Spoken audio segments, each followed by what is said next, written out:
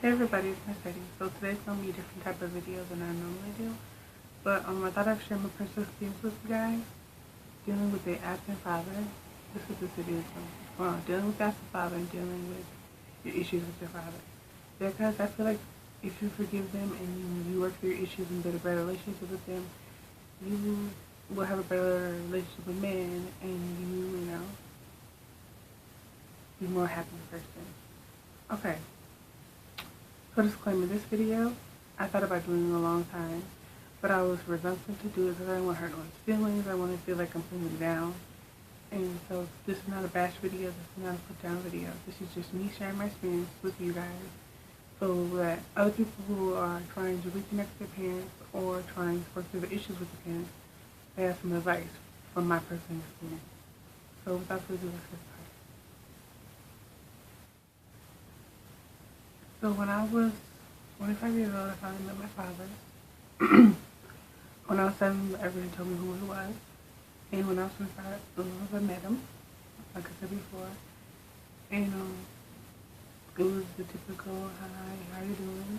It felt like, penny dropping the phone. It was awkward at first. That's how your experience is going to be when you first meet your father. And you're going to have a lot of emotions. I know how you felt. I felt abandoned. I felt like, why weren't you there for me? Why don't you love me? Blah, blah, blah. Why do you hate me? Why am I not good enough for your daughter? All them feelings came flooding at me. So I had a crying moment, I'm not gonna lie. And we talked a little bit about some of my feelings, but I feel like when you first go meet your father, you need to understand the type of father you're dealing with. Talk to your mom, and the first thing you need is all about getting to know who he is. So when you meet him, you're gonna find out he's either A type of father or B type of father. The first type of father is passive. A passive father is a father who is not confident in parenting and avoids conflict at all costs. Father B is a distant father, lacks maturity, and isn't has any interest in building relationships with a daughter that has high demands for the father. This is father type of father. He's there for you, but he's like distant because he doesn't deal with demands of being a father. He's not mature enough to have that type of relationship. So once you know what type of father you would have, you need to either to accept it or don't accept it. Okay. When you go meet your father, if you want to scream, yell, what do you want at him and not build a relationship, you can do that. But it's not going to cost him, because to him you're a stranger, and to you he's a stranger. So coming to him with wanting to fight is not going to help. I just feel like that's just repeating the process. When I first met my father, I wanted guns blazing. I was like, I'm going to tell him about himself. I'm going to tell him what he did to me, what he said to me, everything he's ever done in lies and all that stuff confront. You could say that for later, after you meet him and you build a relationship. Once you meet your father and you decide that you want a relationship, you need to get rid of all self-defeating thoughts that might jeopardize your relationship and make it not work. Okay, so the one thing you need to do is you get out your head that your father is not capable of changing. It's probably because he's afraid of rejection, just like you're afraid of rejection, so you're probably going to have to make the first move. Like, call him first and not give up your hand, thinking that you're instant to have a relationship with him. And that way he knows that, okay, she doesn't hate me and she wants a relationship with me and we can build on it.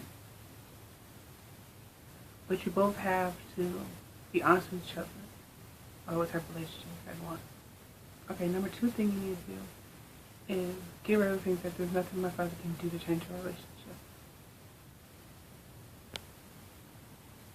You're going to have to first figure out what you want to change for the relationship. Do you guys want to have more conversations? Do you want to have once-a-month calls? What do you want to do in the relationship? Before you said there's nothing my father can do to a relationship.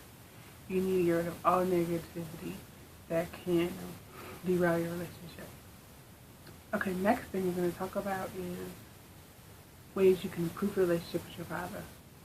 I have some tips and tweaks that I've done on my own, and also that I've tried them out. So let's get started. These ones.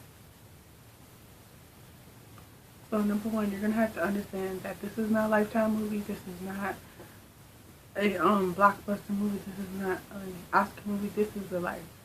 This is not going to be when you meet your father and, oh, everything's great, we're going to hug it out and we're going to have this perfect relationship. It's going to take time to get over your issues with each other and build a trusting, loving relationship. Number 2, I think you should keep other people out of your relationship. Make sure that you don't tell him about your mother or anybody. Keep everybody out of it. Don't ask your mom's opinion, don't ask anybody's opinion. You can ask their opinion, but don't let that influence your opinion about your father. Your opinion should be based on how you feel, not how other people feel. And, I think that. I also think you should have boundaries when it comes to your father, like things that you should not say to each other. You know what I'm saying? Like, for example, my boundaries are a word. Don't talk about my mom, don't talk about my sisters or my family. Make sure that they don't bait you into talking about your parents. Like simple things like, how does your mom feel about us meeting? Should be a no-no, because that just blows things out of proportion. That's one of the things that I kind of got baited in by my father. Like, he was like, so how does your mom feel about this? And I would be like, she's fine. She doesn't care as long as you don't bother her. And that caused him to be mad and angry towards me, and we have a little argument. So you don't want to do things like that. Also, don't try to bait them into things about their siblings and everything, because that's just going to derail things. Bring other people into it, which just cause more problems, and more people get into it, and then that will also derail your relationship. Also, I believe that you should steer away from. I think you need to accept that your father's not perfect, and you're not perfect either. We're all human beings, and that Rome wasn't built in a day, and that you're gonna need to give him a chance to change and be patient, but also tell him if things need to change and that we are that relationship. Don't always expect him to reach out, sometimes you're not to reach out. Don't be begging, because my philosophy has always been, I don't need nobody that doesn't need me. And I also believe that you shouldn't have to force your relationship with someone if it's a real relationship. So give effort, but if you don't see your effort, don't be mad. Just say that you did your part in this relationship. I also think you need to be honest with your father about how you feel once you get to know him. And lay it all on the table so you work through any issues. You guys can apologize or whatever, just move on, whatever you want to do. Sorry about my allergies, really bad. I also believe that you need to, once you talk about the issues, lay them to bed and start from fresh. I also think that if you guys have an argument, you guys need to talk about it right away, not hold it in, not say nothing. Because for me, when my dad said something to me that I didn't like, or something I think was inappropriate or rude, I would just hold it in and be mad for months about it. Like, did this man just said this to me? And I would tell him right then and there. And if you just let it blow up, it's just gonna get worse, and it makes the problem worse because you think on it and you don't let it go. So I think that you need to, once there's an issue or a fight or argument, you need to talk about, I didn't like the way he said this, I don't like the way he said that, right then and there. So it doesn't get bigger and bigger. So the last tip is, I believe you should have healthy boundaries. Now, we talked about boundaries with your parent, with your mom and all that stuff, but you also need to have healthy boundaries of what type of relationship you have.